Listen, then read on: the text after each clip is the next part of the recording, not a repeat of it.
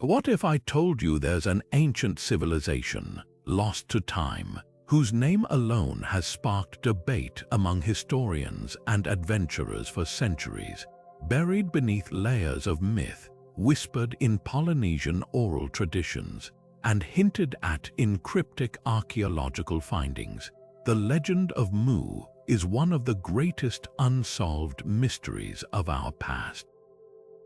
Picture this: a sprawling, advanced society, said to have thrived in the Pacific Ocean thousands of years ago, vanishing without a trace. Some call it the mother civilization, the root of human culture, while others dismiss it as pure fantasy.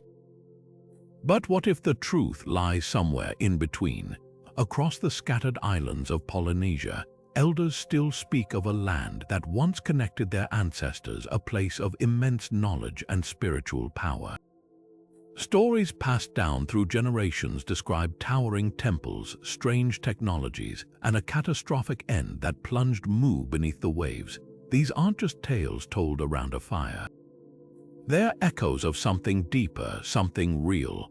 And when you piece together the fragments, the carvings on stone, the shared myths across distant islands, even the controversial maps that hint at landmasses long gone, it's hard to ignore the possibility that Mu wasn't just a legend.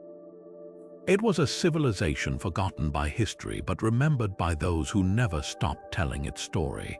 So why does Mu matter today? Because it challenges everything we think we know about human history. If Mu existed, it rewrites the timeline of civilization, suggesting that advanced societies rose and fell long before the pyramids of Egypt or the cities of Mesopotamia. It's a puzzle missing crucial pieces, a riddle waiting to be solved, and that's where the real adventure begins. Because to uncover the truth about Mu, we have to dive into the heart of Polynesian lore, sift through the whispers of the past, and ask ourselves, what if the greatest stories aren't just stories at all? Stick around, because this journey is about to take us deeper than you might expect. Long before books recorded history, the story of Mu lived in the voices of Polynesian elders, passed down through chants, songs, and sacred ceremonies. Imagine sitting under the stars as a storyteller begins the tale. A land so vast it bridged islands, a people so advanced they communed with the gods themselves. These weren't just descriptions of a place, they were memories carefully preserved like treasures in the collective mind of a culture. In Tahiti, they spoke of Hawaii, a mystical homeland swallowed by the sea. The Maori of New Zealand whispered of Hawaii Nui, a realm of towering structures and unimaginable knowledge. And in the far-flung islands of Hawaii, legends described Kahiki, a paradise where ancestors walked with divine wisdom. Though the names varied, the core of the story remained eerily consistent, a thriving civilization suddenly lost to the ocean's wrath. What's striking isn't just the similarity of these tales, but the precision of the details. Elders recounted specific rituals, technologies like stones that captured sunlight, and even celestial maps etched into temple walls. These weren't vague myths. They were blueprints of a forgotten world. The myth keepers, often priests or chosen storytellers, didn't just recite these stories, they guarded them.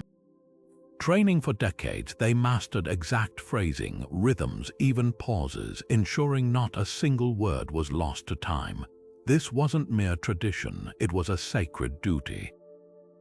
Because to them, Mu wasn't legend, it was history, and in their voices you can almost hear the urgency, as if they knew one day the world would need to remember. So why would so many distant cultures, separated by vast oceans, share nearly identical stories unless they sprang from a common truth? Whether Mu was a physical place or a metaphor for a golden age, its echo in Polynesian lore is too loud to ignore. And that's what makes these oral traditions more than folklore. They're fragments of a puzzle waiting to be pieced back together. The legend of Mu might have remained confined to Polynesian oral traditions if not for one man, James Churchward. In the early 20th century, this eccentric British-American writer ignited global fascination by claiming he'd uncovered proof of the lost continent. Churchward insisted he'd spent decades studying ancient tablets hidden in a temple in India, which revealed Mu as an advanced civilization destroyed 12,000 years ago. His books described a paradise of 70 million people, masters of energy and technology far beyond our own, before earthquakes and volcanoes dragged their entire world beneath the sea. But here's where the story takes a turn. Churchward's so-called knuckle tablets, no scholar outside his circle ever saw them. No photographs, no independent translations, just his vivid retellings of their contents. Critics dismissed him as a fabulist, weaving elaborate fantasies from misunderstood myths.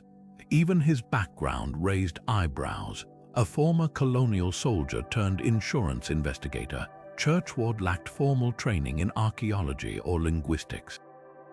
Yet his books became sensational bestsellers, blending pseudoscience with spiritualism during an era hungry for alternative histories.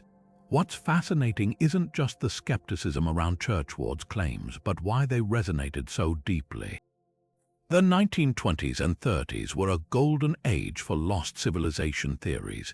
The public devoured tales of Atlantis, Lemuria, and now Mu escaping the grim realities of war and economic collapse into romanticized visions of the past. Churchward tapped into that longing, portraying Mu as a utopia where humans lived in harmony with nature and the cosmos. Never mind the lack of evidence. His narrative offered something more seductive, a forgotten golden age waiting to be rediscovered. Modern researchers dissect Churchward's work with a mix of frustration and grudging fascination. His descriptions of Mu's technology, crystals that harnessed energy, aircraft powered by vril force, eerily mirror later sci-fi tropes. Yet scattered amid the wild claims are intriguing parallels to genuine Polynesian lore.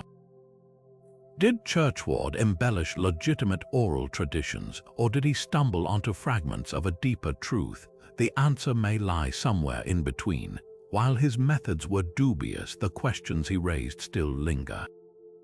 Because if Mu was purely his invention, why do so many indigenous stories echo its demise? Love him or dismiss him, Churchward's legacy is undeniable. He transformed Mu from obscure myth into a cultural phenomenon, inspiring generations of explorers, conspiracy theorists, and even serious scholars to re-examine the Pacific's buried secrets. The irony, in trying to prove Mu's existence, he may have obscured its real history beneath layers of speculation. But perhaps that's the fate of all great legends, to shimmer just out of reach, daring us to look closer. The story of Mu doesn't stand alone. It's part of a grander tapestry of vanished civilizations that have captivated humanity for centuries. Take Atlantis, perhaps the most famous of them all. Like Mu, Plato described Atlantis as a highly advanced society, rich with technology and spiritual wisdom, before it was swallowed by the sea in a single day and night of catastrophe. Both tales share an uncanny resemblance, not just in their dramatic downfalls, but in the way they challenge conventional history. Scholars still argue whether Atlantis was a real place or a moral allegory, just as they debate Mu's existence. Yet unlike Atlantis, which Plato rooted firmly in the Atlantic Ocean, Mu's supposed location in the Pacific ties it directly to living oral traditions that refuse to let its memory fade. Then there's Lemuria, a lost continent proposed in the 19th century to explain strange similarities between fossils in India and Africa. Scientists once theorized a land bridge spanning the Indian Ocean until plate tectonics rendered the idea obsolete. But like Mu, Lemuria took on a life beyond science, morphing into a mystical paradise in theosophical texts. Both are said to have been homelands of enlightened beings wiped out by geological upheaval. The difference, Mu's legacy isn't tied to outdated geology, but to indigenous narratives that predate Western theories by millennia. What makes these parallels so compelling isn't just the shared theme of catastrophe. It's the recurring idea that humanity once reached heights we've since forgotten. Whether it's Atlantis's crystal power centers, Lemuria's telepathic sages, or Mu's sun-capturing stones, these legends suggest a pattern, an insistence that our distant past holds secrets we've yet to rediscover. Skeptics dismiss them as wishful thinking, collective fantasies of a purer, wiser age. But when cultures oceans apart tell nearly identical stories, it's worth asking, could these myths be distorted memories of real events? The debate over their validity often hinges on evidence or the lack of it. Atlantis has inspired countless expeditions from the Aegean to the Caribbean with no definitive proof. Lemuria's scientific origins were debunked, yet it lingers in New Age lore. Mu sits somewhere in between, straddling the line between indigenous testimony and controversial archaeology. But here's what sets Mu apart. While Atlantis and Lemuria are largely products of ancient philosophers or Victorian theorists, Mu's roots dig deep into Polynesian soil. Its stories weren't invented to fill gaps in a fossil record or serve as philosophical allegories. They were carried across generations by people who believed, perhaps still believe, they were recounting real history. This isn't just about comparing legends, it's about why we're so drawn to the idea of lost civilizations in the first place. Maybe they're mirrors, reflecting our own fears of collapse or hopes for hidden knowledge. Or maybe, buried beneath the layers of myth and misinterpretation, there's a grain of truth waiting to be unearthed. After all, history has a way of surprising us. Troy was once thought to be mere legend, until Schliemann found it. Perhaps Mu, Atlantis, and Lemuria aren't competing theories but pieces of the same puzzle, hinting at a past far more complex than we've dared to imagine. Among the most compelling clues to Mu's existence lie in the ancient chants of Rapa Nui, better known as Easter Island. The island's famed Rongorongo tablets, etched with indecipherable glyphs, are said to contain fragments of a lost history, one that speaks of a great land to the west swallowed by the ocean. Elders recite chants describing Hiva, a fertile homeland where their ancestors lived before fleeing to Easter Island as their world sank beneath the waves. These aren't generic tales of flooding. They pinpoint directions, naming landmarks like the mountain that breathed fire and the Bay of Three Peaks. Details so precise they've led researchers to scour undersea maps for matching formations. Then there's the Cumulipo, Hawaii's sacred creation chant. It traces genealogies back to a time when the islands were part of a vast continent, a place called Kahiki Hunwakil, the land that moved like a canoe. The chant's imagery is startling tectonic shifts described in poetic metaphor, as if the storytellers witnessed continental drift firsthand. Modern geologists confirm the Pacific Plate's violent history, with submerged continents like Zealandia proving landmasses did vanish beneath these waters. Could these chants be ancestral memories of such events? But the most haunting accounts come from the Gilbert Islands, where elders speak of Te Bongi Nai Ba, the Great Earthquake. Their oral histories describe a prosperous civilization crumbling as the ocean ate the land whole, forcing survivors to flee in waves of migration. These stories align eerily with recent discoveries of sunken structures near Micronesia, stone roads and platforms submerged for millennia. Skeptics argue these could be natural formations, but when oral traditions from islands thousands of miles apart describe the same catastrophe, it's hard to dismiss as coincidence. What makes these accounts so powerful isn't just their consistency, it's the way they're woven into daily life. In Tahiti, navigators still teach star paths said to have been used by refugees escaping Mu's destruction. The Maori speak of Tipo, a time of darkness after their homeland sank, preserved in carvings that depict human figures standing atop submerged peaks.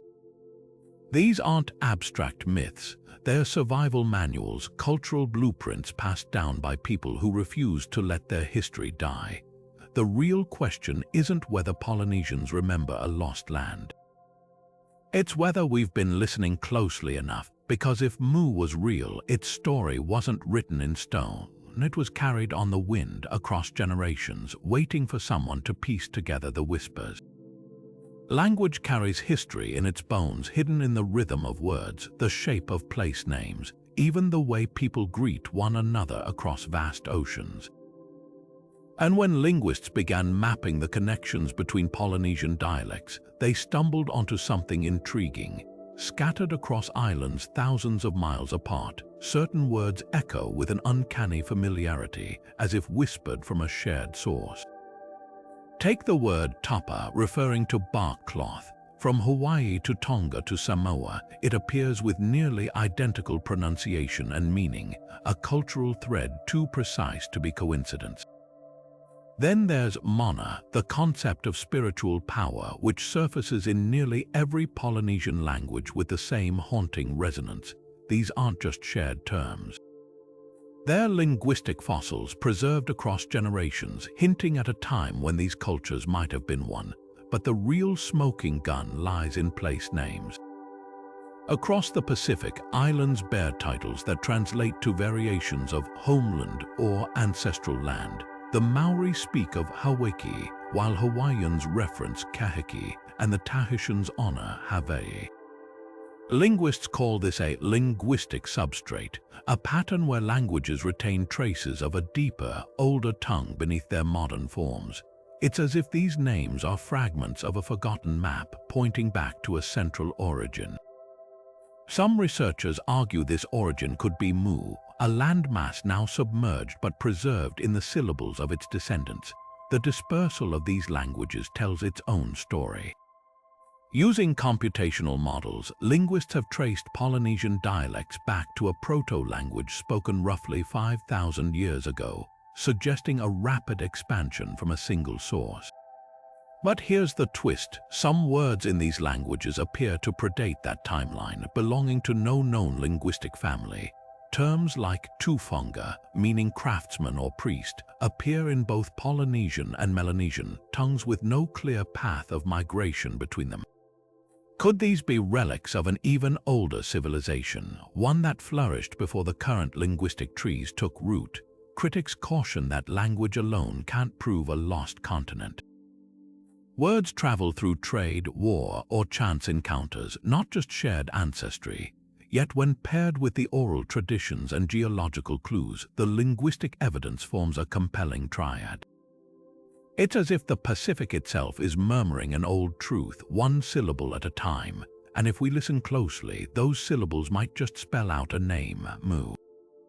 Beneath the crystal-clear waters of the Pacific, scattered across remote islands, lie ruins that defy explanation, structures so old, so precise, they challenge everything we thought we knew about the timeline of human civilization.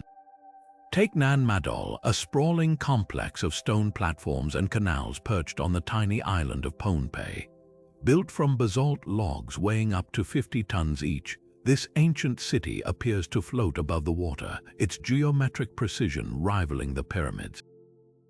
Local legends say it was constructed by twin sorcerers using flying stones, a detail that echoes Polynesian accounts of Mu's advanced technology, even more baffling. Carbon dating places its construction around 1,200 years ago, yet the island's population at the time couldn't have supported such a massive project. So who really built it, and where did they learn to move stones that still stump modern engineers? Then there's Yonaguni Monument, a colossal stepped structure discovered off the coast of Japan. Marine geologists argue it could be a natural formation, but the right angles, terraces, and what appear to be carved staircases suggest something more deliberate. Divers have found tool marks and what look like ceremonial plazas submerged since the last ice age, a time when, coincidentally, sea levels were low enough to expose land bridges across the Pacific. If this isn't natural erosion, it implies a culture advanced enough to build megaliths over 12,000 years ago, long before conventional history says such feats were possible. But perhaps the most tantalizing clue lies in the Cook Islands' mysterious road. Stretching for miles along the ocean floor, this paved pathway of precisely fitted stones vanishes into the deep, as if leading to a place now drowned. Polynesian elders call it Tiara, the ancient path, and insist it once connected islands that are now separated by open water. Geologists confirm that sea levels rose dramatically around 10,000 years ago, swallowing vast stretches of land. Could this road be a remnant of Mu's infrastructure, a physical trace of the interconnected world described in oral traditions? Even smaller artifacts raise questions. On Tahiti, archaeologists uncovered a stone disk etched with a star map so accurate it includes celestial bodies invisible to the naked eye. How could a culture without telescopes chart the heavens with such precision? Similarly, tools found in Fiji and Samoa are made from basalt not native to those islands, suggesting trade networks or migrations spanning thousands of miles. These aren't isolated oddities, they form a pattern, one that points to a sophisticated, interconnected civilization lost beneath the waves. Mainstream archaeology often dismisses these anomalies as outliers, but that's the thing about outliers, they're the cracks where the light gets in. What if the reason these finds don't fit our timelines is because our timelines are wrong? The Pacific is Earth's final frontier for exploration, its depths hiding more secrets than we've begun to uncover. And with every strange ruin, every impossible artifact, the legend of Mu stops feeling like a myth and starts sounding like a memory. Across the Pacific, cultures separated by thousands of miles share eerily similar stories of catastrophe, tales so vivid they read like eyewitness accounts. The Hawaiian chant Kumulipo describes a time when the earth shook so violently that the heavens twisted like a rope, while Maori legends speak of Titai Erehua, a great flood unleashed by the god of earthquakes. These aren't just isolated myths, they're threads in a larger tapestry of disaster narratives, all pointing to a single, terrifying possibility: Mu didn't fade away. It was erased. Geologists studying the Pacific Ring of Fire, Earth's most volatile seismic zone, confirm this region has suffered apocalyptic events. Around 12,000 years ago, a period coinciding with many flood myths, sea levels rose hundreds of feet as glaciers melted.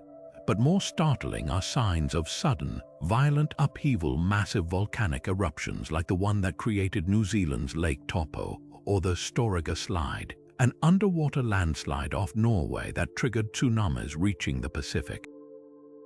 These weren't local tragedies, they were global events capable of drowning entire coastlines in hours. Indigenous stories describe these disasters with chilling precision. The Rapa Nui speak of Uok, a deity who plunged the land beneath the waves using a colossal lever. In the Gilbert Islands, elders recount how the ocean boiled like a cooking pot before swallowing villages whole. Even the distant Ainu of Japan preserved tales of a great wave that destroyed a land to the south, leaving survivors clinging to mountaintops. What's striking isn't just the shared theme of inundation, it's the details. Multiple traditions mention fire from below the sea, matching modern knowledge of submarine volcanoes. Others describe the sky growing dark for years, mirroring the climatic effects of massive eruptions. Could these accounts preserve memories of real cataclysms? The timelines align. Around 11,600 years ago, the Younger Dryas event plunged Earth into a mini ice age, possibly triggered by a comet impact or volcanic activity. Coastal settlements worldwide would have vanished beneath rising seas, their stories surviving only in oral tradition. And here's where Mu's legend chills the bones. If a Pacific civilization thrived during the last ice age, when sea levels were 300 feet lower, its heartland would now lie submerged beneath the very waters that Polynesian myths describe as their ancestors' graveyard. But geology alone doesn't explain why these stories fixate on a specific lost homeland.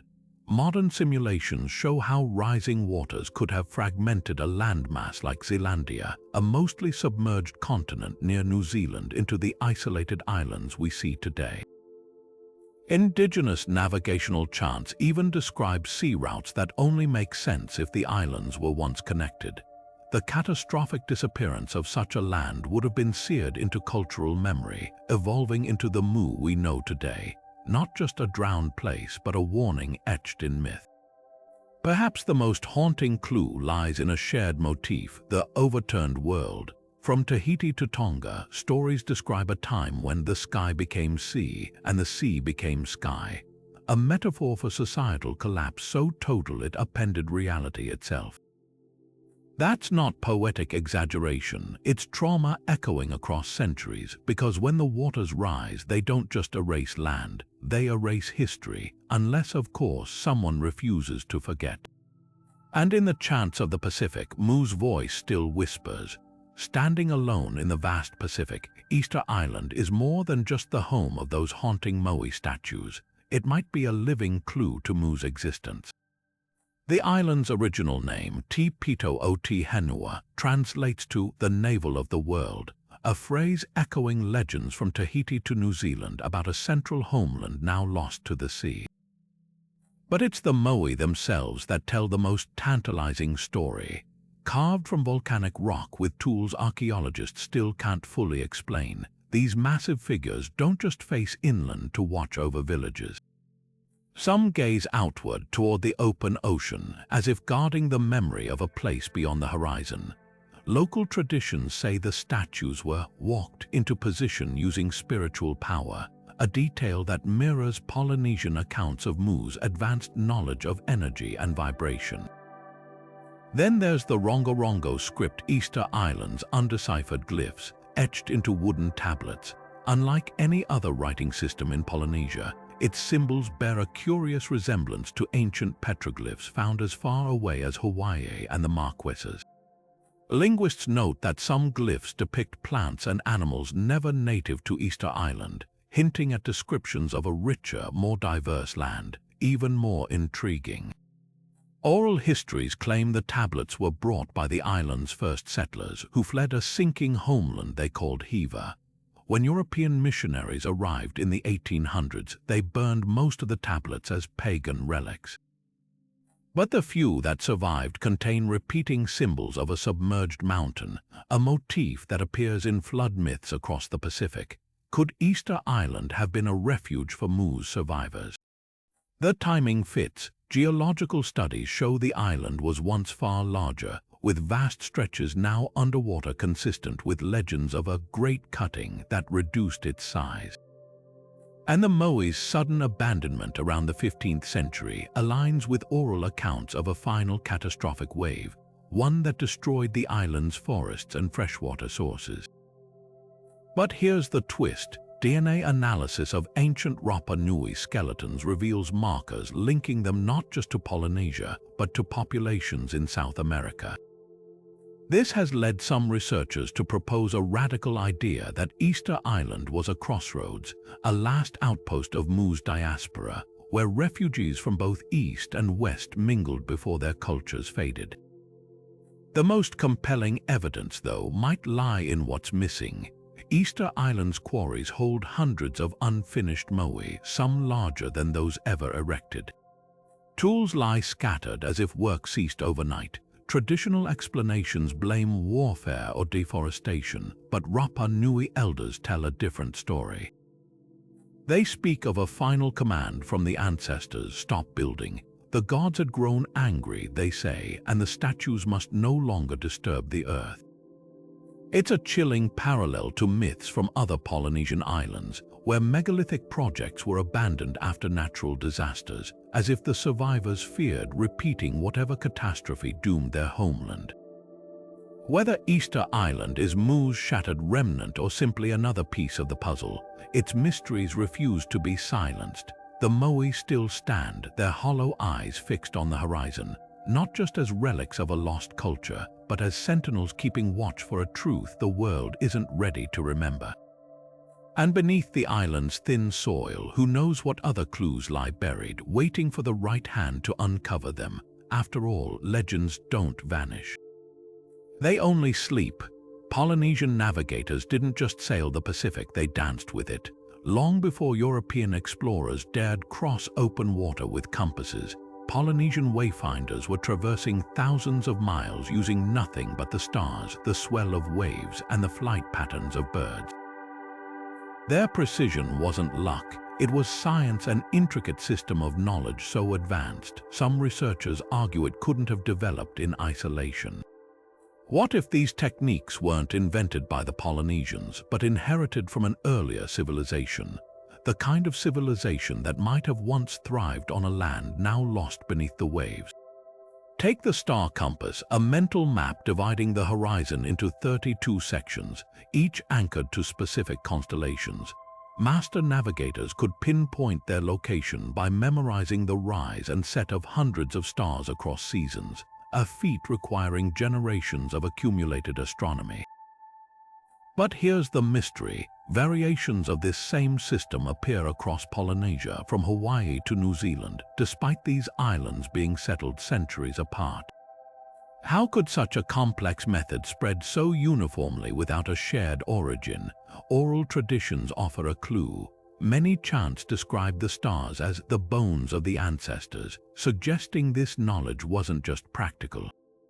It was sacred, passed down from a time when the islands were part of a greater whole. Then there's wave navigation, an art so subtle it borders on the supernatural.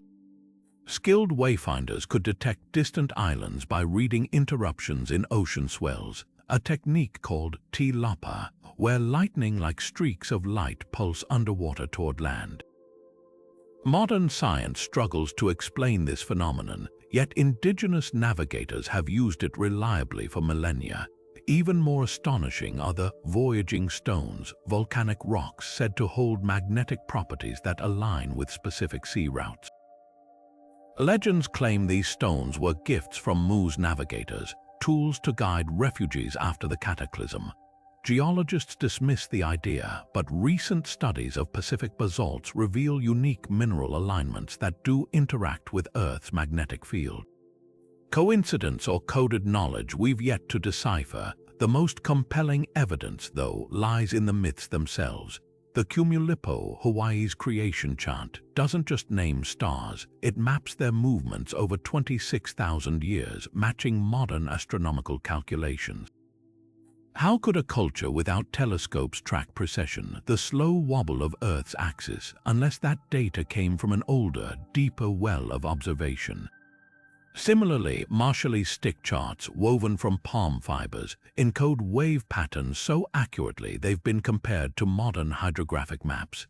Yet elders insist these charts are copies of even older designs, brought by the first canoes fleeing a drowned homeland. This isn't just about navigation, it's about memory. Polynesian wayfinders didn't see the ocean as empty space, they saw it as a living library, every current and cloud a page in Mu's unfinished story. When a Maori navigator speaks of Tiara, the pathway etched in stars, or a Tahitian elder traces a route only visible at certain moon phases, they're not just recalling directions. They're retracing the footsteps of ancestors who walked these waters when they were still land. The question isn't whether Polynesians could cross oceans. It's whether they've been trying to go back this whole time. Beyond the realm of archaeology and oral tradition, Mu has taken on a second life, one glowing with spiritual significance. While scientists debate its physical existence, mystics and esoteric seekers have embraced the lost continent as something far greater, a metaphysical wellspring of ancient wisdom. Theosophists, the spiritual movement founded in the late 19th century, were among the first to weave Mu into their cosmology, portraying it as a land where enlightened beings mastered energies beyond modern comprehension. Helena Blavatsky, the controversial mother of Theosophy, wrote of Mu's Lords of the Flame, a race of spiritually advanced entities who guided humanity before the cataclysm. To her followers, Mu wasn't just a place, it was a state of consciousness, a golden age when humans communed directly with cosmic forces. This spiritual reimagining of Mu exploded in the 1960s and 70s when channeled texts began claiming direct communication with Mu's ascended masters.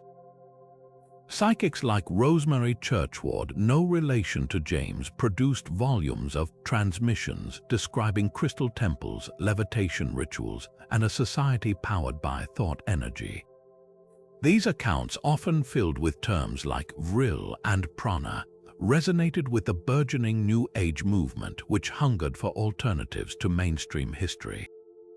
What made these narratives so compelling wasn't their historical accuracy, but their emotional truth, a longing for a world where technology and spirituality weren't at odds but harmonized. Perhaps the most fascinating twist came from modern-day shamans in Polynesia, who have quietly preserved esoteric traditions linked to Mu.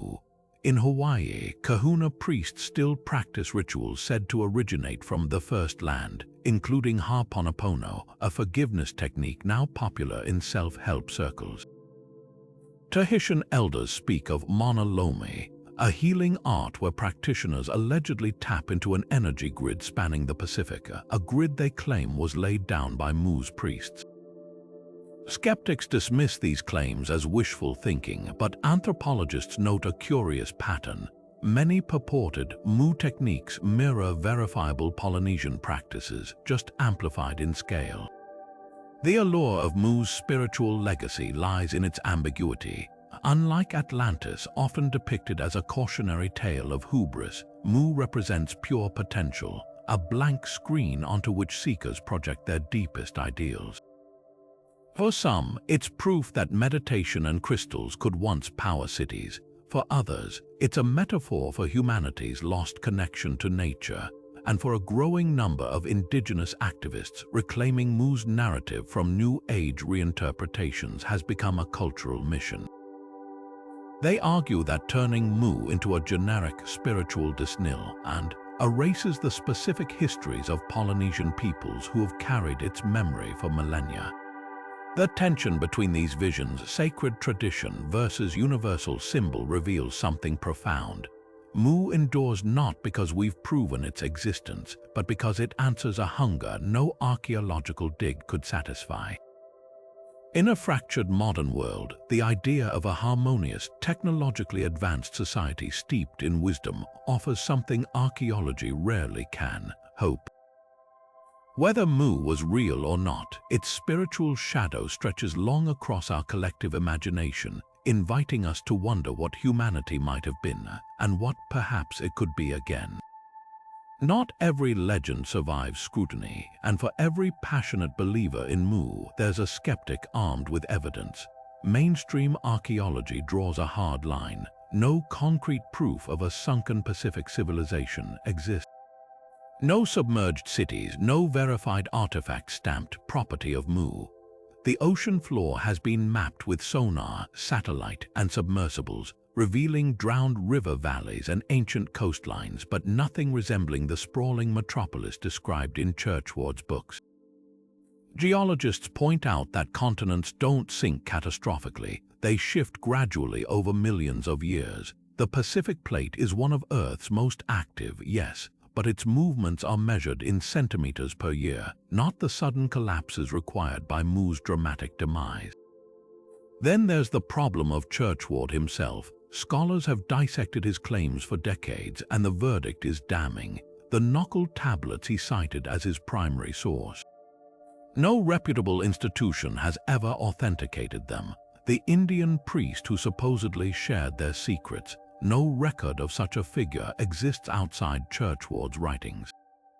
Even his alleged expertise crumbles under scrutiny. His background was in colonial administration and insurance fraud investigation, not archaeology or linguistics. Critics argue he cherry-picked myths from Polynesia, Mesoamerica, and India, stitching them into a fantastical narrative that ignored cultural context.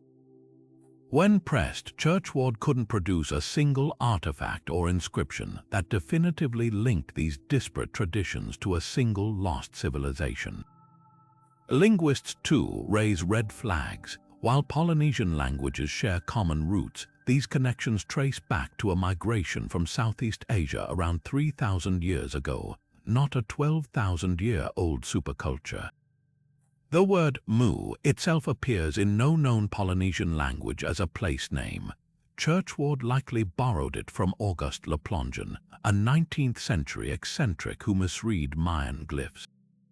As for the shared flood myths, anthropologists note that catastrophic ellipses appear in nearly every coastal culture, from the Mesopotamian epic of Gilgamesh to the indigenous Australian Dreamtime, because flooding is a near-universal human experience, not proof of a shared ancestral homeland.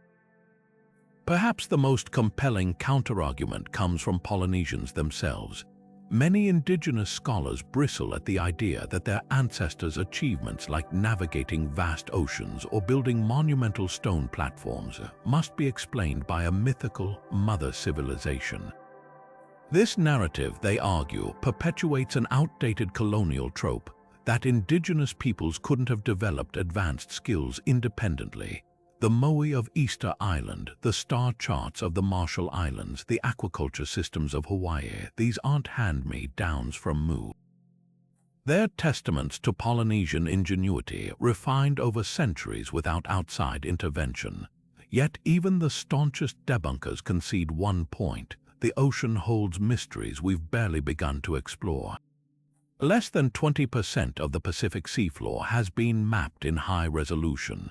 New discoveries, like the underwater stone structures near Yonaguni or the sunken roads of the Cook Islands, still defy easy explanation.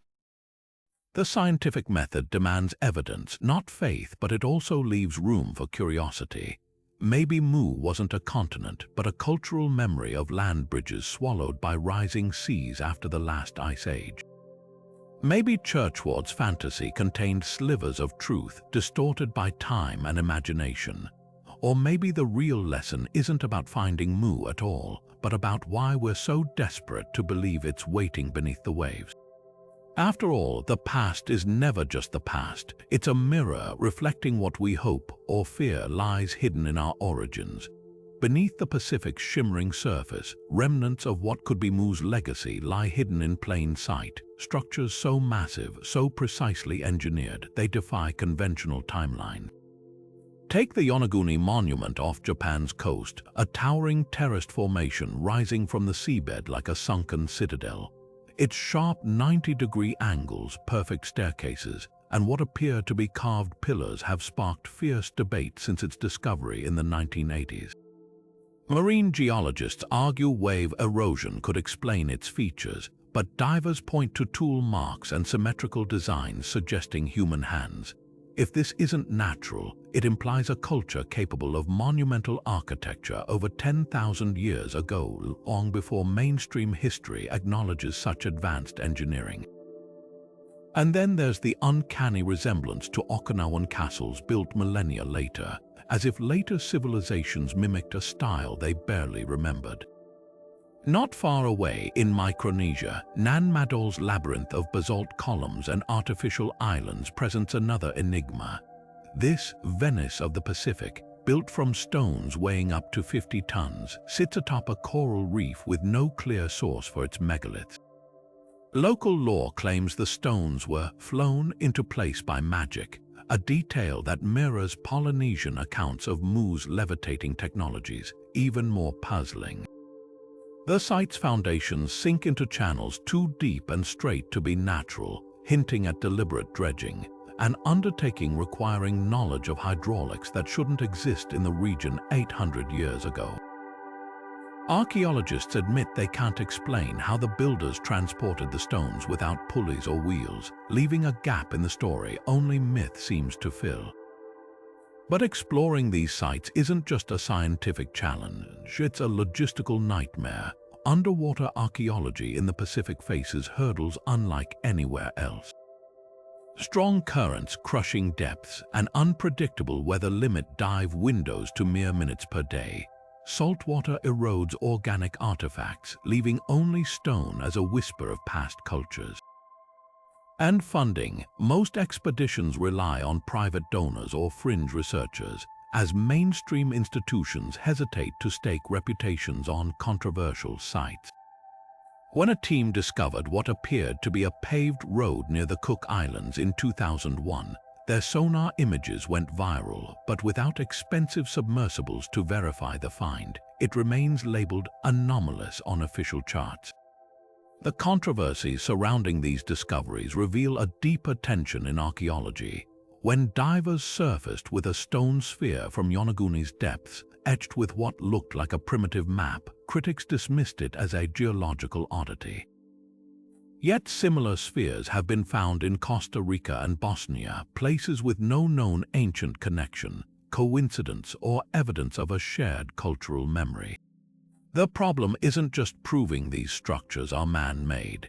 It's confronting the possibility that our understanding of human history might be woefully incomplete. Perhaps the most tantalizing clue lies in the patterns. From Japan to Polynesia, these submerged sites share eerie commonalities: star-shaped platforms aligned with solstices, carvings of serpents or turtles, symbolizing creation myths across Pacific cultures, and always the recurring motif of a great deluge. It's as if these ruins are fragments of a blueprint scattered when the ocean claimed the original draft. Until technology catches up to ambition, the Pacific's depths will keep their secrets. But with every sonar scan, every brave dive into the abyss, we get closer to answering the question that haunts both skeptics and believers alike. What if these aren't just rocks, but the footprints of a world we forgot? The legend of Mu didn't just linger in academic debates or Polynesian chants. It exploded into popular culture, shaping how the world imagines lost civilizations.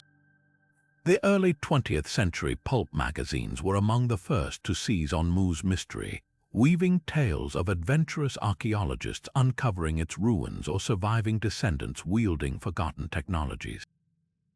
Authors like Robert E. Howard, creator of Conan the Barbarian, sprinkled references to Mu into their stories, blending Churchward's claims with sword and sorcery flair. These pulps didn't just entertain, they planted Mu firmly in the collective imagination as a place where science and magic blurred, a trope that still lingers today.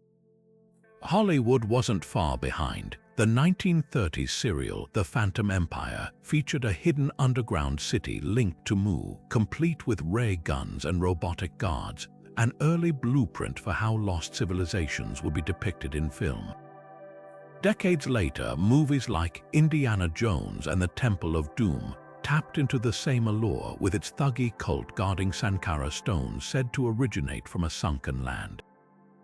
While Mu wasn't named directly, the DNA was there: ancient power, catastrophic collapse, and secrets too dangerous to forget. Even animated series like Avatar: The Last Airbender drew inspiration, with the underwater library of Wan Shitong hinting at a drowned world of knowledge. Video games took the myth and ran with it. The Tomb Raider franchise sent Lara Croft hunting for artifacts tied to Mu in The Angel of Darkness, while Uncharted Golden Abyss wove its ruins into a quest for eternal life. These portrayals rarely aimed for historical accuracy. Instead, they amplified Mu's most tantalizing elements: advanced tech, cosmic mysteries, and the thrill of discovery. Even strategy games like Civilization included Mu as a playable faction, reinforcing its place in the pantheon of legendary cultures. But perhaps Mu's most unexpected cultural footprint is in music. Progressive rock bands like Yes referenced it in album art, and Japanese composer Isao Tomita dedicated an entire symphonic work to The Tale of Mu, blending electronic sounds with traditional Polynesian instruments.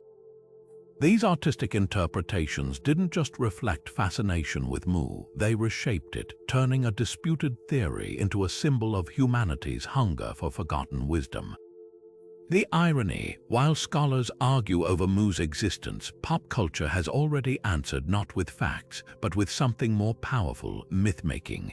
Whether as a cautionary tale or a beacon of lost glory, Mu endures because it offers what all great stories do: a mirror to our own dreams of discovery, and a warning about what happens when civilizations reach too far. And in that sense, Mu isn't just a place, it's a story we keep telling ourselves again and again. Among the most profound records of Polynesia's past, the Cumulipo stands apart, not just as a creation chant, but as a living cipher to a forgotten world. Composed over 2,000 lines, this sacred Hawaiian text traces the genesis of life itself, from the primal darkness of Po to the vibrant ecosystems of land and sea. But woven into its poetic verses are clues that some scholars believe point directly to Mu's legacy. The chant's very structure defies expectations. It's less a myth than a meticulous genealogy, naming stars, species, and generations with scientific precision. At its core lies a startling claim that the Hawaiian Islands were once part of a far greater land, a place the chant calls Kahiki Honuakil, the land that moved like a canoe. Dive deeper and the parallels to Mu's legend become uncanny. The Cumulipo describes a time when the earth turned over, a phrase Hawaiian elders interpret as tectonic upheaval. It speaks of the flood when the high islands were low, mirroring accounts from Easter Island to the Gilbert Islands of a cataclysmic sea rise. Most striking are its celestial references.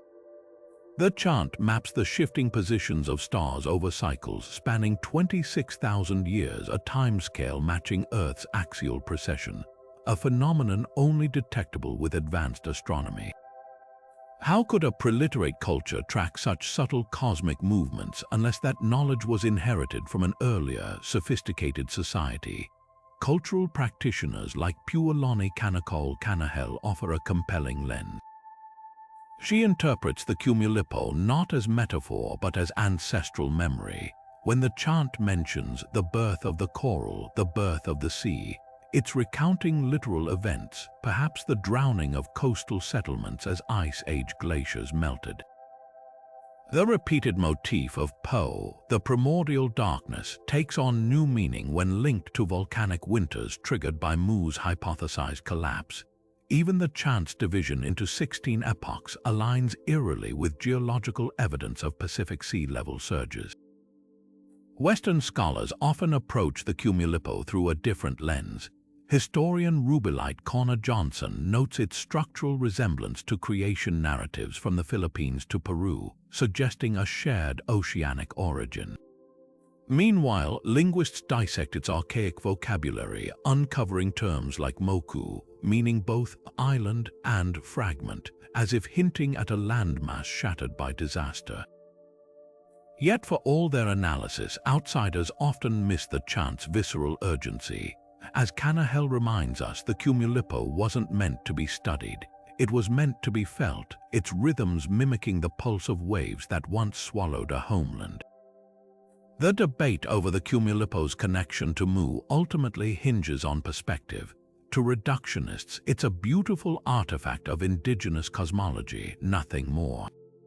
To those who hear in its cadences the echo of catastrophe, it's a bridge to a world our history books erased. Perhaps both views hold truth, because whether Mu was physical or symbolic, the Cumulipo endures as proof of one undeniable fact. The Pacific's people never forgot the trauma of watching their world disappear beneath the tides. And in that remembering, they kept Mu alive, not as a lost continent, but as a warning etched in the stars. In Polynesian tradition, genealogy is far more than a list of names. It's a living map connecting the present to the deep past in ways that defy Western notions of time and history. The Maori practice of Wakapapa, for instance, doesn't just trace bloodlines.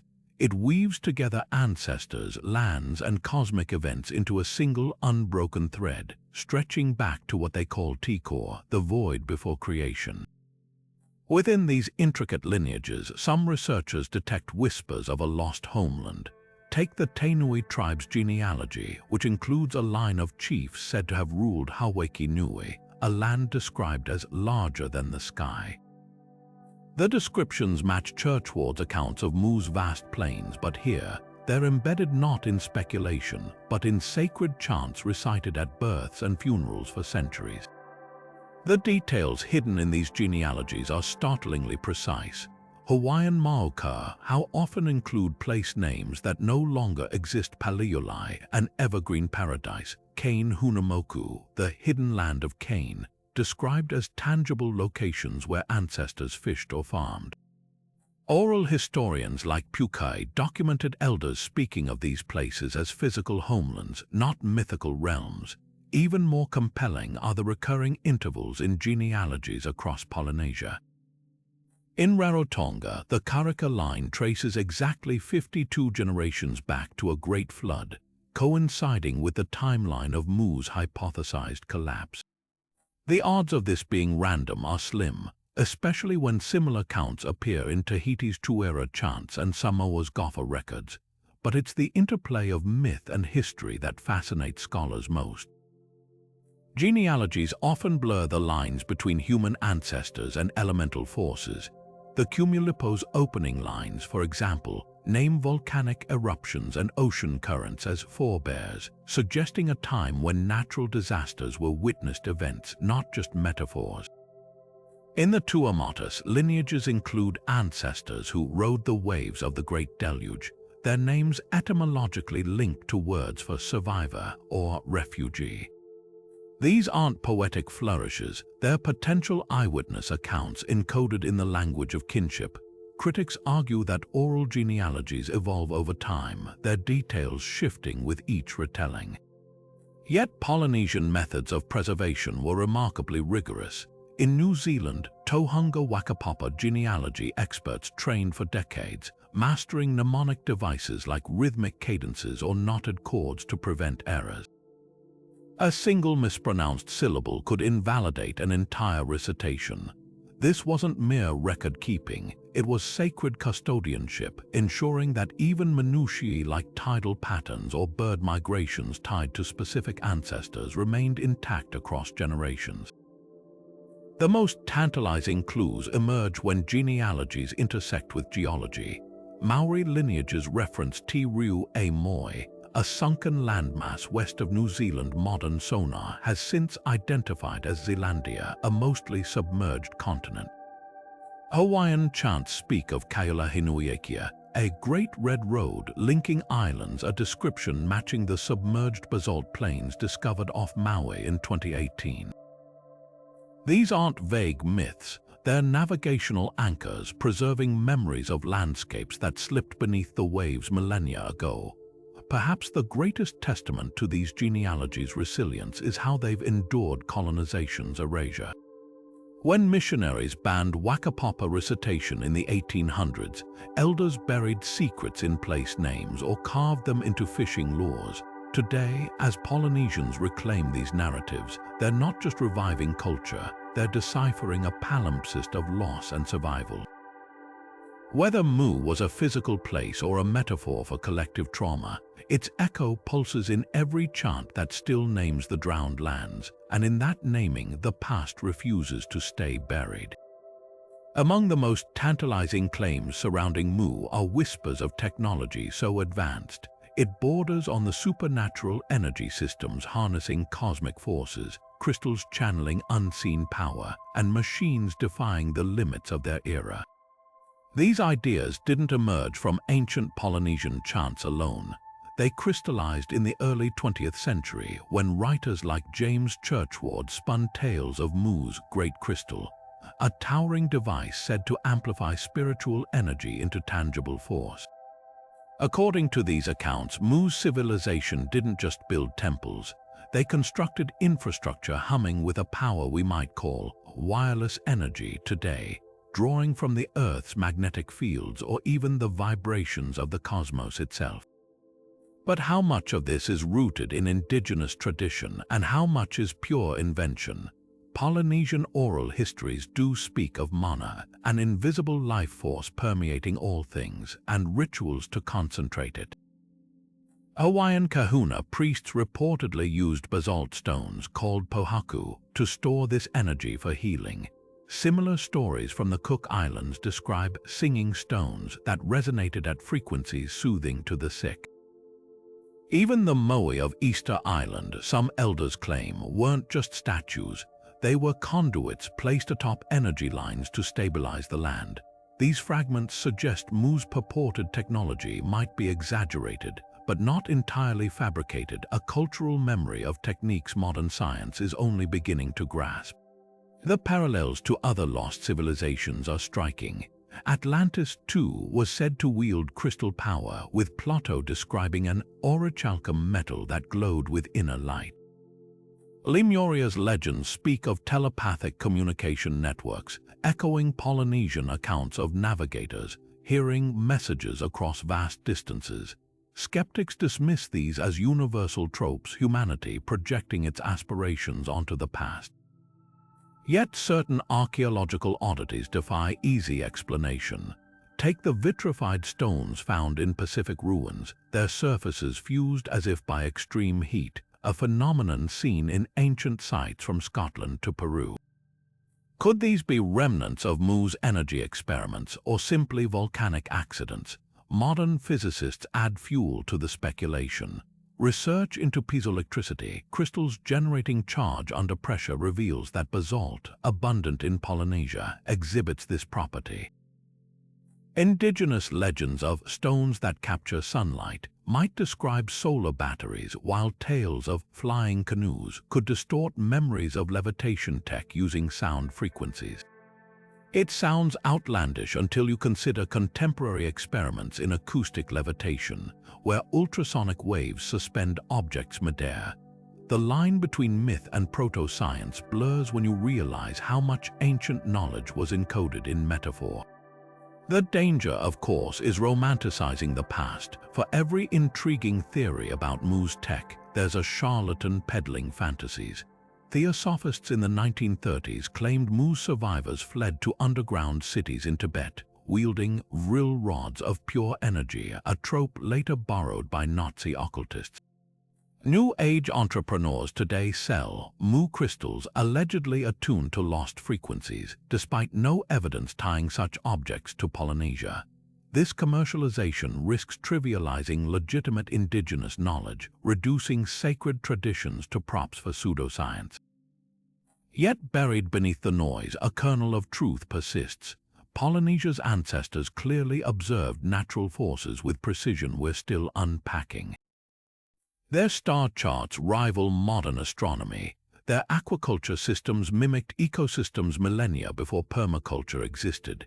If Mu's technology was less about machines and more about mastering unseen energies, tapping into Earth's resonance, manipulating mana, then perhaps the gap between legend and reality isn't so wide after all.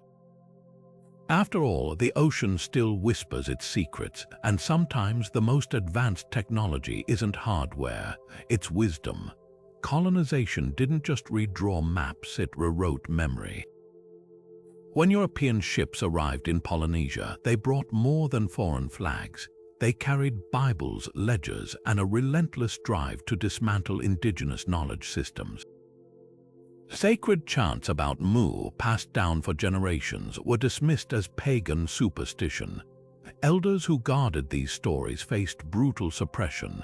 Missionaries burned rongo-rongo tablets on Easter Island, silenced kahuna priests in Hawaii, and forbade the recitation of Wakapapa genealogies in New Zealand. The result, a fracture in the transmission of history, where fragments of Mu's legacy survived only in whispers, often stripped of context or purposefully mistranslated to fit colonial narratives. Consider the fate of the Kumulipo, Hawaii's creation chant. When Western scholars first transcribed it in the 19th century, they filtered its cosmology through a Christian lens, labeling its descriptions of primordial darkness as chaos rather than the sacred Po, a purposeful misstep that obscured its ties to catastrophic events like Mu's sinking. Even well-meaning ethnographers like Martha Beckwith, who preserved oral traditions, often edited them for clarity, unintentionally erasing subtle references to lost lands or advanced technologies. The distortion went deeper than language. Colonial schools punished children for speaking native tongues, severing the linguistic threads that might have carried Mu's story forward intact. The impact wasn't merely academic. Polynesian navigation, once a precise science rooted in Mu's alleged star maps, was nearly lost when Europeans replaced wayfinding with compasses. Masters of the art, like Maupiailug of Micronesia, later confessed they hid their knowledge in coded fishing chants or star lore shared only in secret, fearing persecution.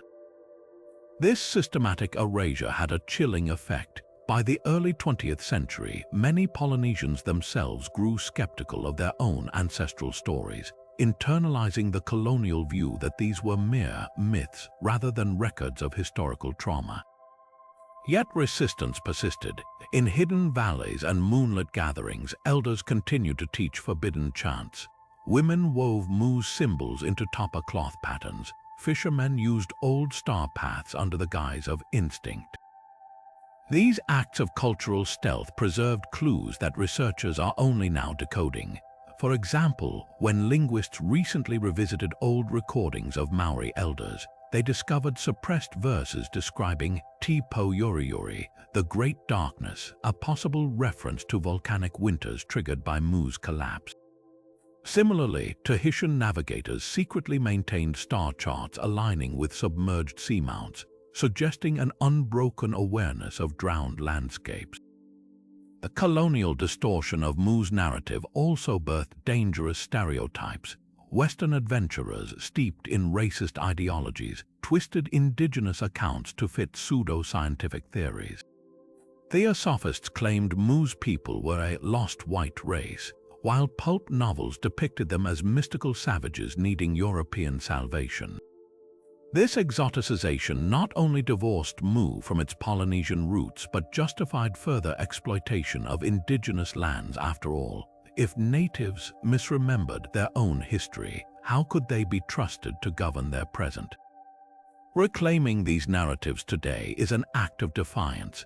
Scholars like Maori anthropologist Linda Tu Hiwai Smith argue that decolonizing Mu's story requires recentering indigenous voices without Western filters. Projects like the Hokulea Voyaging Canoe Revival prove it's possible.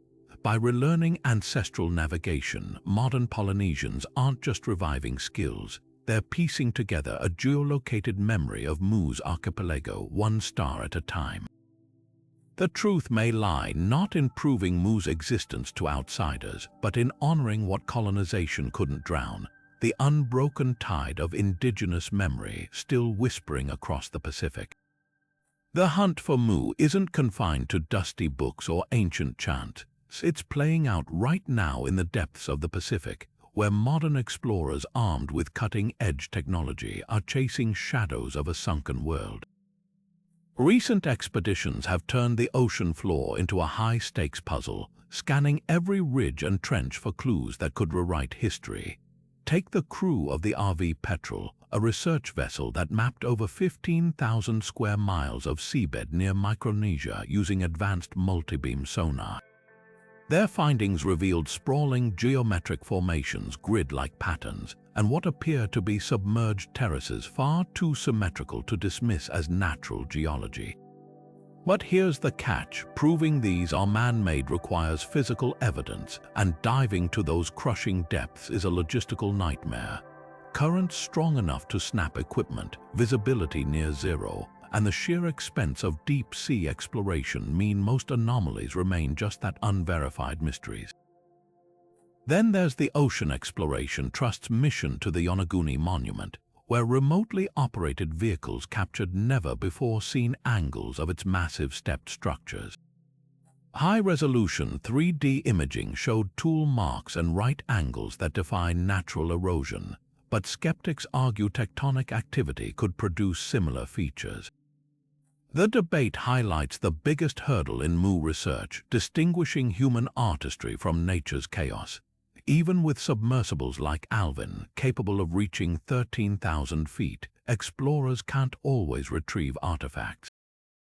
Organic materials, wood, cloth, even bones dissolve in saltwater over millennia, leaving only stone as a potential witness. And stone, as geologists caution, is notoriously tricky to interpret.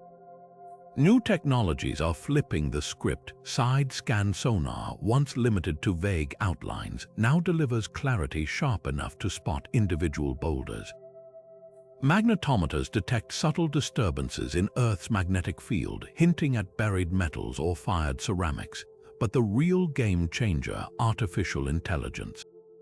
Teams like Deep Sea Vision feed sonar data into machine learning algorithms trained to recognize architectural patterns. In 2023, their AI flagged a series of perfect circles near the Cook Islands underwater road, possibly the foundations of ancient structures. Yet for all its promise, tech has limits. AI can't yet date stone or distinguish a 10,000-year-old wall from a coral-encrusted lava flow. And with less than 5% of the Pacific's floor mapped in detail, every discovery raises more questions than answers. The human element remains irreplaceable. Indigenous navigators like Polynesian voyager Hotaroa Barclay collaborate with scientists, cross-referencing sonar maps with oral histories. His crew identified a submerged ridge near Tahiti that elders call Te Ara Nui o Toi, the Great Path of Toi, aligning perfectly with chants describing a land bridge to New Zealand. Similarly, divers in Palau recovered basalt tools from a now-flooded cave, their chemical signature matching quarries thousands of miles away, a proof of a prehistoric trade network that could have spanned Mu's theorized territory. But expeditions face more than technical hurdles. Funding is sparse for fringe archaeology, and academic gatekeepers often dismiss findings without peer-reviewed evidence. When marine geologist Masaki Kimura published papers on Yonaguni's potential man-made origins, mainstream journals buried them under labels like controversial. Meanwhile, treasure hunters and cable companies disrupt sites before proper studies can begin. The race is on not just to find Mu, but to protect whatever's left before it's lost to dredging or deep-sea mining. What keeps these explorers going? It's not just the thrill of discovery. It's the eerie consistency between high-tech scans and ancestral stories. When Rapa Nui elders describe heavers, stone gates now under the waves, and sonar reveals arched formations off Easter Island's coast, the past feels close enough to touch. Maybe Mu wasn't a single continent, but a web of interconnected cultures swallowed in stages by rising seas. Or maybe, as the ocean slowly gives up its secrets, we'll find that the legend was never about a place at all, but about remembering how fragile civilization really is. For many Polynesians today, Mu isn't just a forgotten legend. It's a living heartbeat pulsing through contemporary art, music, and even political movements. Walk through Honolulu or Auckland, and you'll find murals depicting swirling oceanic patterns intertwined with symbols elders claim originated in Mu spirals representing cosmic energy, triangles symbolizing the lost homeland's 3 sacred peaks.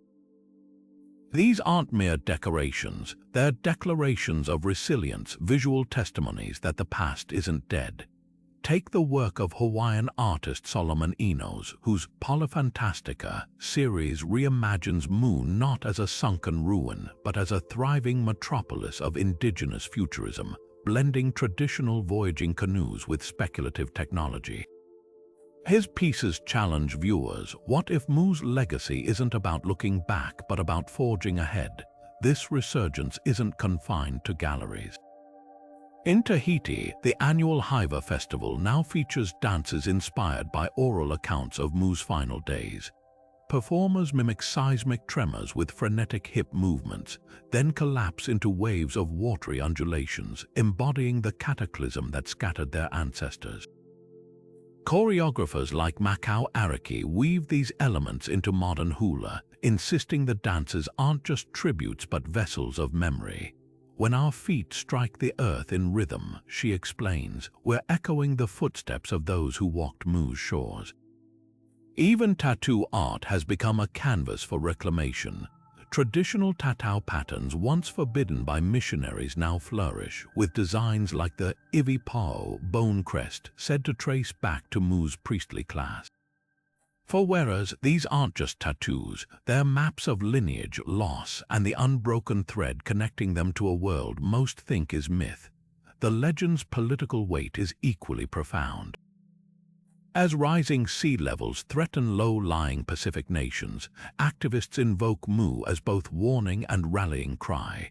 The slogan, "We are not drowning, we are fighting," takes on deeper resonance when paired with chants about Hiva's submersion. At climate summits, delegates from Tuvalu and Kiribati cite ancestral flood narratives as evidence that indigenous peoples have survived apocalypse before, and their knowledge might guide us now. Scholars like Tongan anthropologist Epeli Hoofa argue that Mu's story, whether literal or symbolic, dismantles colonial myths of Pacific isolation. Our ancestors didn't drift aimlessly, he wrote. They navigated a world vast and connected until the ocean rewrote the maps. Perhaps Mu's most unexpected revival lies in language. Apps like Duolingo Maori now include modules on Wakapapa phrases tied to lost lands, while children's books in Samoa recount Mu's tale in Gagana Samoa first, English second. This linguistic revival isn't nostalgic, it's strategic. By teaching a new generation to name the drowned world in ancestral tongues, communities ensure colonial erasure won't have the final word. Even pop culture has joined the movement. The hit Disney film Mona, though sanitized for global audiences, embedded subtle nods to Mu's legacy. Maui's fishhook resembles the Tiki Mu carvings described in Marquesan legends, and the film's climax mirrors the great cutting of Hiva's land bridge. Yet this cultural reawakening isn't without tension.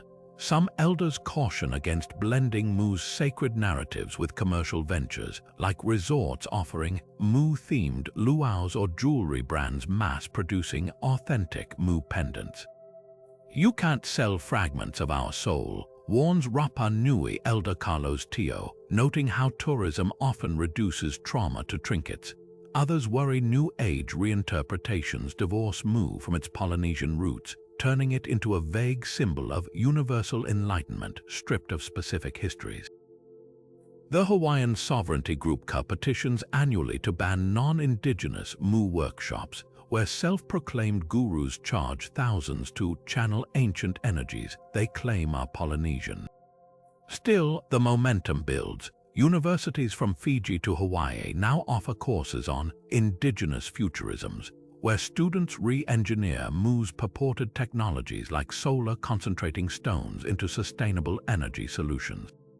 Architects design flood-resistant homes inspired by Nan Madol's raised platforms, calling it Mu modernism.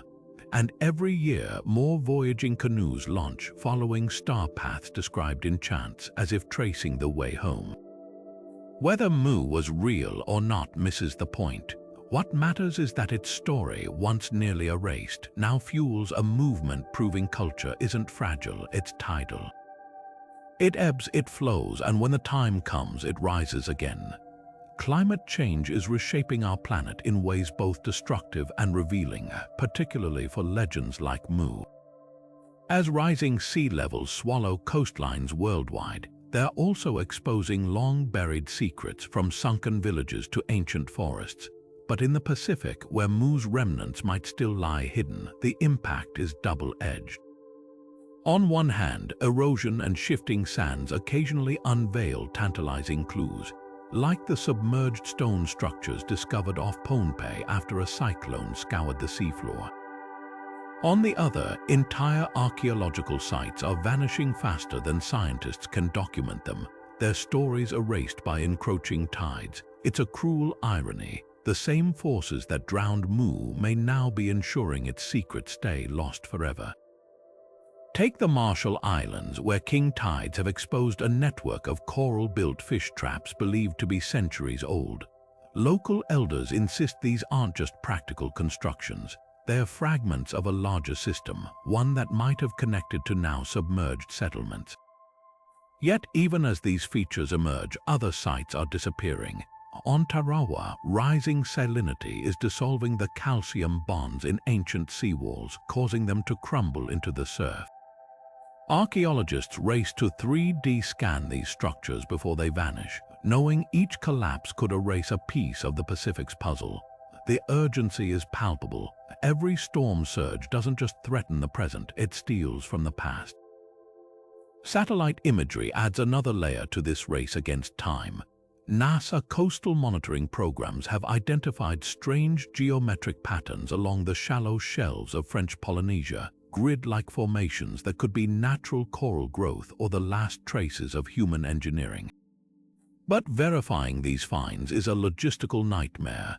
Dive teams face unpredictable currents intensified by climate change, while funding prioritizes disaster relief over exploratory missions. The result, potential evidence of Mu's infrastructure may surface in a satellite past 1 year, only to be buried under sediment or smashed by stronger hurricanes the next. The climate crisis isn't just altering coastlines, it's rewriting the rules of archaeology itself. Traditional excavation methods struggle to keep pace with rapidly eroding sites, prompting researchers to adopt emergency techniques. LiDAR drones map entire islands in hours, capturing details before waves claim them. Machine learning analyzes tidal patterns to predict which areas will expose or lose artifacts next. In Fiji, archaeologists now work alongside climate scientists, cross-referencing sea level rise models with oral histories to pinpoint where to search for Mu's traces. It's a fusion of disciplines that would have been unthinkable a generation ago, born from necessity as the ocean takes back what it once surrendered. Indigenous communities offer a sobering perspective on this cycle. Rapa Nui Elder Carlos Tio notes that his ancestors' chants describe the sea's hunger, a metaphor that feels chillingly literal today. We've always known the water gives and takes, he says. But now it's taking faster than we can remember what was given. This wisdom underscores a painful truth: climate change doesn't just threaten the future. It's erasing humanity's memory, drowning not just land but the stories tied to it. For Mu enthusiasts, this isn't academic. It's a countdown to recover what's left before the waves finish what they started millennia ago. Yet amid the loss, there's revelation. As glaciers melt and permafrost thaws, other lost civilizations are emerging worldwide, from Viking artifacts in Norway to Inca roads in the Andes. The Pacific story may simply be waiting for its moment. Perhaps Mu's final chapters won't be found in the depths, but in the spaces between waves where the ocean briefly loosens its grip. Until then, researchers face a paradox. The same forces destroying our planet are offering fleeting glimpses of its deepest mysteries. And in that tension lies both tragedy and the slimmest hope that the water that hid Mu might one day reluctantly give it back. Flood myths are humanity's oldest shared story, echoing across continents and cultures like fragments of a shattered mirror. From the biblical deluge to the Mesopotamian epic of Gilgamesh, these tales share uncanny parallels: divine wrath, a chosen survivor, the promise of rebirth. Yet Mu's narrative stands apart. While Atlantis drowns as punishment for hubris and Noah's Ark centers on moral reckoning, Polynesian accounts describe Mu's collapse not as retribution, but as a celestial recalibration. The Hawaiian Cumulipo frames it as the turning of the earth, a necessary rupture in the order of things. This subtle difference reveals Mu's unique role in global mythology, not just a cautionary tale, but a cosmic pivot point. Consider the motif of hidden knowledge. In Sumerian lore, the god Enki preserved civilization's secrets in tablets before the flood. The Maya Popol Vuh speaks of ancestors who measured the round face of the earth before their world was washed clean. Mu's legends take this further, suggesting the lost continent wasn't just a repository of wisdom, it was a living library. Rapa Nui elders describe refugees carrying speaking boards inscribed with celestial mathematics, while Tahitian chants tell of star maps encoded in tattoo patterns. Unlike other myths where knowledge is merely saved, Mu's survivors are said to have redistributed it, weaving fragments into new cultures like seeds scattered by the wind. The rebirth theme also diverges tellingly. After Atlantis sinks, Plato's dialogues emphasize a fresh start for humanity. In contrast, Polynesian flood chants focus on continuity genealogies that stretch from the deep past to the living now, as the Maori say. When the Maori recount their ancestors' arrival in Aotearoa, they speak not of founding a new world but of following the footsteps back, as if retracing a path first laid when Mu still stood. This reflects a fundamental worldview. Catastrophe isn't an end, but a bend in the river of time. Even the symbols tell a story. Flood myths worldwide feature archetypes, the rainbow in Genesis, the dove in Gilgamesh, yet Mu's iconography leans toward the oceanic. The spiral, recurring in petroglyphs from Hawaii to New Zealand, doesn't just represent water's whirlpools. It embodies the cyclical nature of destruction and memory, a theme absent in Mediterranean or Mesopotamian accounts. Similarly, where other traditions depict arks or mountains as sanctuaries, Polynesian carvings show canoes mobile, adaptive vessels, reflecting a culture that didn't wait for land to reappear but learned to navigate the waves of change. The most striking parallel lies in what these myths omit. Unlike Atlantis's detailed geography or Noah's precise cubit measurements, Mu's descriptions are deliberately elusive. Elders speak in metaphors: the land that walks on water, the mountain that breathes. This ambiguity isn't a lack of detail but a cultural choice, preserving Mu not as a fixed place but as a dynamic idea. It's a reminder that some truths resist cartography, surviving instead in the spaces between words, in chants that still resonate across the Pacific's endless blue. Perhaps that's Mu's final lesson to the world. Other lost civilizations warn against pride or greed. Mu's legacy is subtler, a testament to the resilience of memory itself. When the waters rise, cultures don't vanish, they transform, carried forward not in stone or script, but in the stories we refuse to let drown. Buried in museum vaults and private collections across the Pacific lie objects that challenge everything we think we know about ancient technology. Take the Honolulu adze, a polished stone tool discovered in Hawaii. Its edges so sharp and precise, it rivals modern metal blades. Dating methods place it at roughly 12,000 years old, a time when mainstream archaeology insists the Pacific Islands were uninhabited. The adze's craftsmanship is undeniable, but its very existence appends accepted migration timelines. How did such an advanced tool appear thousands of years before Polynesians supposedly arrived? Advocates argue it's a relic of Mu's toolmakers, while skeptics dismiss it as a fluke of geology. Yet the adze isn't alone. Divers near Yonaguni have recovered stone spheres with grooves aligning to celestial events, their surfaces etched with markings resembling Polynesian navigation symbols. These spheres, found at depths suggesting they sank when sea levels were dramatically lower, contain mineral compositions unmatched anywhere in the region. Even more baffling are the so-called coral coins scattered across Micronesian reefs, flat discs of an unknown alloy, some stamped with spirals identical to petroglyphs on Rapa Nui. Metallurgists confirm the alloy doesn't match any known ancient Pacific smelting techniques, raising the unsettling possibility that someone, long before recorded history, was producing materials we can't replicate today.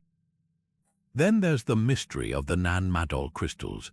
Embedded in the walls of Pohnpei's sunken city are shards of prism-like stone that locals claim sing when struck by moonlight. Geologists initially wrote them off as volcanic glass, but recent spectroscopy revealed trace elements found only in meteorites.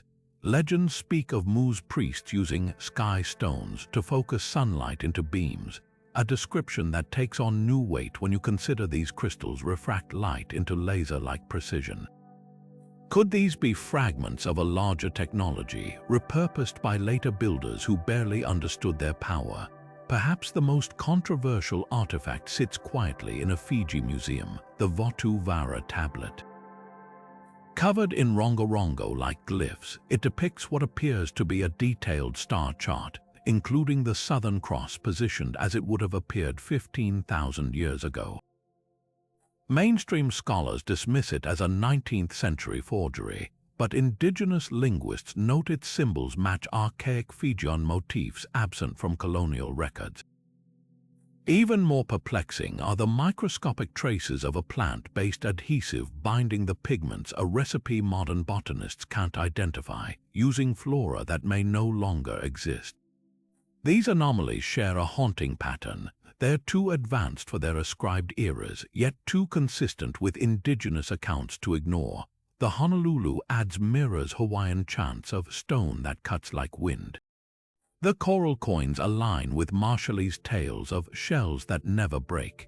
And the singing crystals, they echo Tahitian descriptions of Mu's tears of the gods. Whether these objects are proof of a lost civilization or simply puzzles we've yet to solve, one thing is certain: the Pacific's depths still hold secrets that refuse to fit neatly into our textbooks. Every artifact is a whisper, a challenge, a single piece of a mosaic we're only beginning to glimpse. We've always been drawn to the idea of vanished worlds, not just as historical footnotes, but as mirrors reflecting our deepest fears and desires.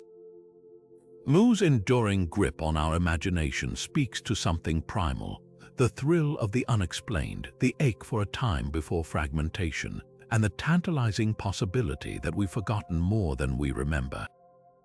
There's a reason lost civilizations like Atlantis and Lemuria haunt our stories alongside Mu. They're more than archaeological curiosities. They're metaphors for the gaps in our collective memory, blank spaces where we project visions of perfection or cautionary tales about our own fragility. Think about the way Mu is described: a land of harmony, where humans lived in balance with nature, wielding knowledge we can barely comprehend. That vision resonates in an age of climate crises and digital overload, offering a counterpoint to modernity's chaos.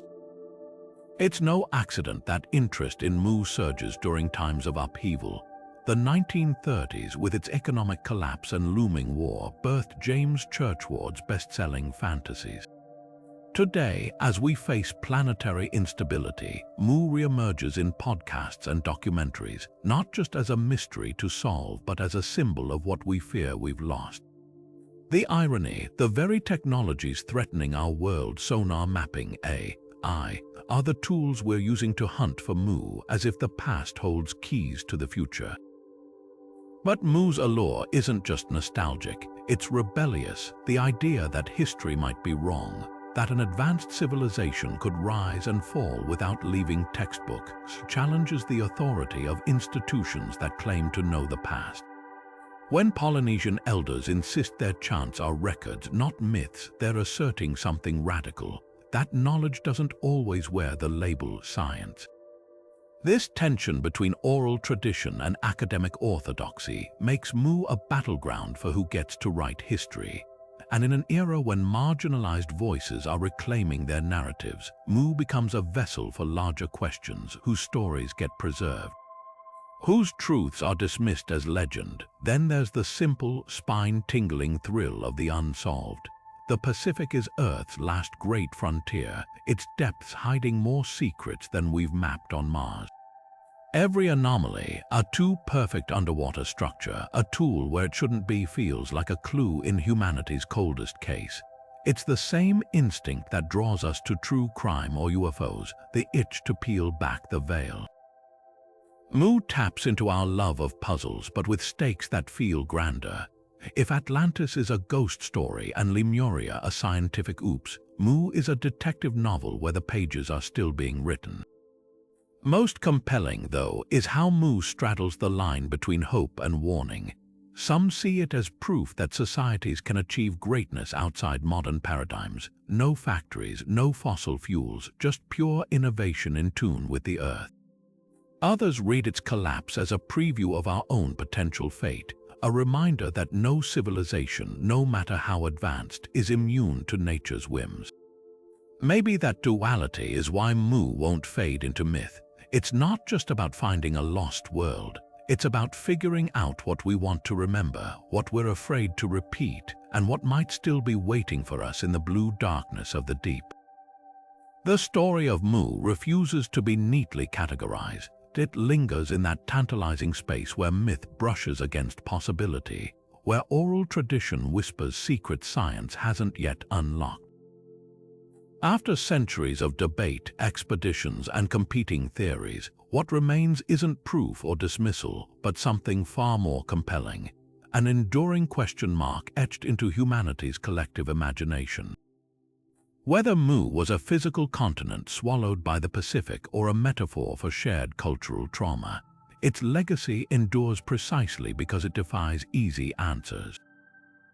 It's a puzzle that challenges not just what we know, but how we know it. Consider the paradox at Mu's core.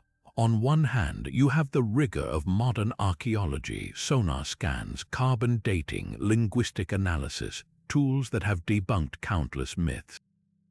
Yet on the other, there's the unshakable consistency of Polynesian oral histories, passed down with near scientific precision across generations. These aren't just stories. They're living archives preserving details, star maps, geological events, even engineering techniques that align eerily with emerging discoveries. The disconnect between these two worlds reveals a deeper truth. History isn't just written in stone and ink, but in chants, carvings, and the rhythms of waves. What makes Mu uniquely captivating is how it straddles the line between the tangible and the intangible. Unlike Atlantis, anchored to Plato's dialogues, or Lemuria, tied to outdated geology, Mu's roots dig deep into indigenous cosmologies that predate Western fascination. Its narrative isn't controlled by any single culture or academic discipline.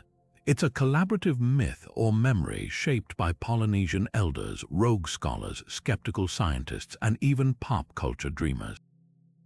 This very elasticity keeps Mu alive, allowing each generation to reinterpret it through new lenses, as a cautionary tale of environmental collapse, a symbol of decolonization, or a beacon of lost innovation. The real magic of Mu lies not in proving its existence, but in how it reshapes our relationship with the unknown. Every anomaly, the Yonaguni terraces, the Rongorongo glyphs, the shared flood myths invites us to reconsider the boundaries of human achievement. Could advanced societies have risen and fallen long before our timelines suggest? Might oral traditions hold data our instruments haven't yet verified? Mu forces us to confront the arrogance of assuming we've uncovered all there is to know about our past. As the ocean gradually reveals its secrets, through climate change's cruel excavations, through indigenous knowledge finally being heard, Mu's enigma only deepens. Perhaps it's not a place we'll ever find on a map, but a mirror reflecting our own hunger for connection, for roots, for answers in the depths. So here's the invitation: don't just wonder whether Mu was real. Ask what its persistence says about us. What stories will we cling to when our own civilizations fade? What truths might we be overlooking today? The comment section is open. Drop your theories, your skepticism, your wildest imaginings. Because the greatest legends aren't meant to be solved, they're meant to keep us searching.